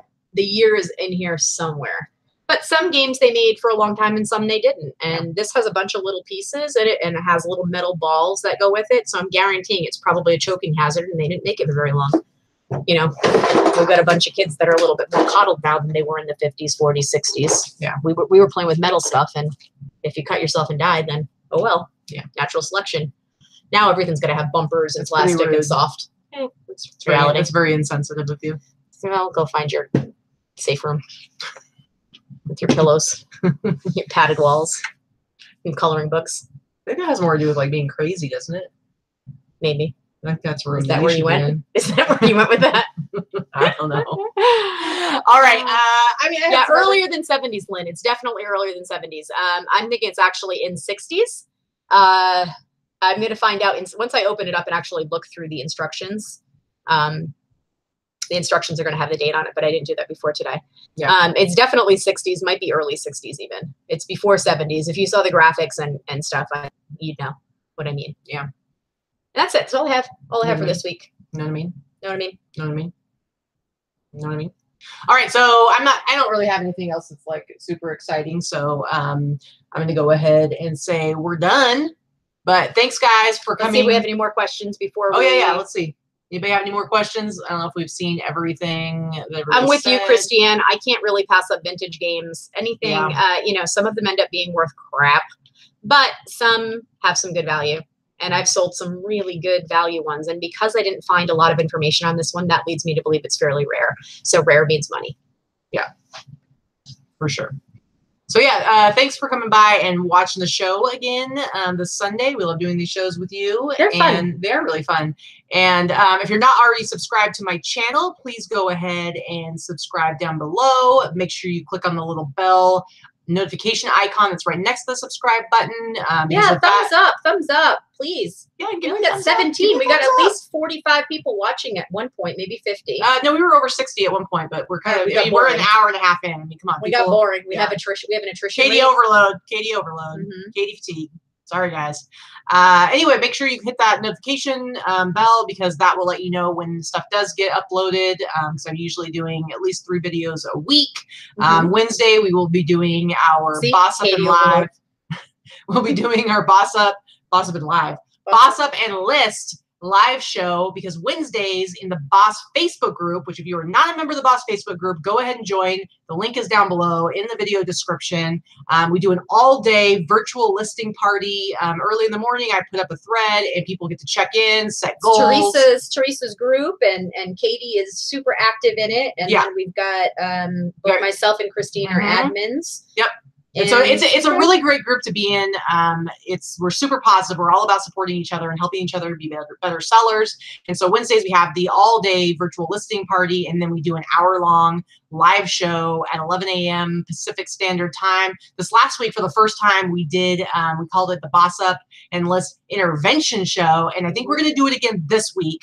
It seemed like it went really well. We did basically a live store review and helped out someone with how to make some improvements to their store, and just how to be a little bit more self-reflective and appreciative of their own skills and accomplishments. Don't beat yourself up. Yes, always be looking for ways to improve, but try not to be down on yourself. Try not to, like, you know, don't try to compare yourself to everyone around you, because a lot of times you don't have the full picture. So it's all about how you can improve. And in the Boss Facebook group, we are always there to help you. We want to learn from each other. Teach you best-selling practices. eBay's best-selling practices. And we just want to be friends, and we're all doing the same work. So why not do it together? Why not support each other? So this is not a cutthroat business. It doesn't need to be. No, not at all. Here's the thing. We're coworkers, and here's the thing. When people go to shop on the eBay platform, they're shopping on eBay. They're not shopping from a boutique for him for the most part. When they go to when they find a listing of mine, they're shopping from eBay. So if I give them an amazing experience and I give them really good customer service, even if they have an issue, issues are okay, because an issue is an opportunity for you to show them how it's done correctly, how it's dealt with correctly. And so if I give somebody a really good experience, then they're going to want to come back. They're going to feel good about their experience shopping on eBay. They're going to come back, and they might buy from Victoria. They might buy from you. If you give them a really good experience, they're going to keep coming back, and they're going to buy from me. If I give them a horrible experience and they just feel like they were ripped off and I didn't take care of them, then they're going to be like, I don't want to shop on eBay anymore. I can't like. You know how it is. Isn't that the thing? When you have a good experience, you tell 3 people. When you have a bad experience, you tell 10. Yeah. It's something along those lines. So, you know, every time we do what's expected of us as sellers and give the customer a good experience, that encourages them to tell someone else. But if you do something poorly, then you may have lost a customer, you know, or and eBay in general, and everybody may have lost a customer for life. So, but on that same token, if I go to a store and I buy something and it's like everything goes fine, I'm not going to say anything, right? If everything goes wrong, I'm going to tell people. But if something goes wrong and then somebody at that store or somebody at the customer service number I call is like super awesome and they immediately take care of me, and they go over the top and they're really, you know, they're kind and they treat me with respect, then it's like that business for me stands out in my mind. And I'm like, I really like them, because it's like mistakes happen. Like stuff goes wrong all the time. You can't give a perfect experience. And so a lot of times it's about how you deal with problems that's really going to make you stand out. So that's kind of like my long-winded way of saying we are all on the same team. And everybody's different. Like the other thing too, people, you compare yourself to other people, and I'm not trying to get preachy and keep this going long, but you know, a lot of people say when you're positive about eBay and you're positive about what you do, that, oh God, they must be getting paid by eBay, must be getting kickbacks from eBay, whatever. That's absolutely not true. None of us are. We're not eBay employees. Nobody's getting a kickback or paid by eBay. But I still think it is the best platform. I still love the fact that it allows me the freedom to do what I love to do. And I work from home and I work for myself and I don't answer to anybody. And yes, there are challenges. There are challenges when new rules come into place, or when you have to change things in your store, or when you had to get rid of, you know, you had to change everything to HTTPS or make everything mobile friendly or whatever. Of course, it's a pain in the neck. We know that. It's a pain. Changing things is a pain. People by nature are resistant to change. I know that I am. And, you know, it takes time. You get into a flow, you get into a routine, you like your routine, you don't want to make a change to it. But let's face it, technology changes, people changes, your buyer changes, the market changes. We have to change with it. You have to. And here's the thing. I'm not always happy with eBay. I'm not always happy with my sales. I'm not always happy with what I do. Sometimes I have a customer that ticks me off. Sometimes I get a return on something and I'm pissed because I get a return on something. It happens. This is the nature of the business. She gets a little sassy, guys. I don't get sassy with the customer, but I will get sassy out loud myself. Yes. And have I had a rash of returns lately? I absolutely have. I have to be honest. But I also know that it comes with the business, and I know that it's cyclical, and I know that it's going to change. And sometimes I'm going to go and I'm going to have no returns and I'm going to have fantastic sales. And then sometimes the sales are going to be slower and I'm going to get a bunch of returns. You have to look at the big picture, not day to day to day to day. And what we want to do is help you get to that point in your business where you're not focusing on every individual transaction as being a failure or a success, where you want your business to overall be a success, because every business has failures. Right. It's just it's just the percentage of failures. And in business and in life, you are always going to have a better time if you try to look at things from a positive perspective. If you try to look at things as, okay, here's a challenge. How am I going to overcome it? What solutions can I apply to this? I'm going to be proactive in dealing with changes. I'm not going to just react to things and freak out or assume the worst. And she's a lot more positive of a person than I am in general. Let's be clear. What you see here is what you get. That is Katie. This is Katie. This is her personality, is very real. Well, and I'm a little bit more cynical. I'm East Coast. I'm a little more harsh. I know that's true. It's true. It's a different personality, and she's very good at making me see the positive side of things. So I know if she can do it for me, she can do it for other people, and she is doing it for other people. I notice your feedback and I see what people say. So, well, and I really think that when you assume the best in people, when you assume the best in situations, what it does is it is going to determine how you react, how you treat people, how you talk to people, how you deal with certain situations. And because of how you react, it's going to alter the outcome. Okay. So you might have somebody, like just in life in general, you have somebody and they act in a way towards you that you don't like. If you are reactive and you respond in kind or whatever, you get defensive, then it just kind of ratchets everything up. Right. But if you have somebody who comes at you and maybe it's just because they're having a really bad day, you really don't know what's going on, and you respond in a kind way, a lot of times that can really switch the way people are reacting to you. So it's completely within your control how you react to situations. And the more positive you are, the more likely that the way you, if you're thinking about it from a positive perspective, the way that you actually act is probably going to be better, and it's going to have a better impact than if you were just looking at everything as negative and being defensive. Because again, you're closing doors instead of opening them. So you want to make sure that you're opening them, removing all obstacles, all that stuff. And so attitude really has a huge impact. Did you say huge? Huge impact. On how how the outcomes are. It really is true, right? So it's like, I don't believe in all that mumbo jumbo about like The Secret, like if you envision it, but there's an element to that that's true. What you put out into the universe comes back to you. Right. And the more you are positive, it's going to inform your actual reaction. Surround yourself with positive people and you will be a positive person. Surround yourself with successful people and you will be a successful person. You have to put the work in, of course. And make proactive, positive choices where you are hopeful, remove the negativity, outcomes, and I'm telling you, it's going to change everything. It's going to change everything. All right, it's true. Bad things still happen, but then you have a choice about how you react to them, and it does alter that. So that was a really, really long outro message to you guys. Sorry. I apologize. It's my fault. I kind of went off on a tangent. Yeah, but I'm pretty good at doing that myself. So again, subscribe, check us out in other videos, join the Boss Facebook group. Keep being awesome. Go do your listings, and please. I might just take a nap. She might take a nap. I need to list. Yeah, I need to do some listing too. Got to do some photography later. But anyway, bottom line, guys, boss up. Bye.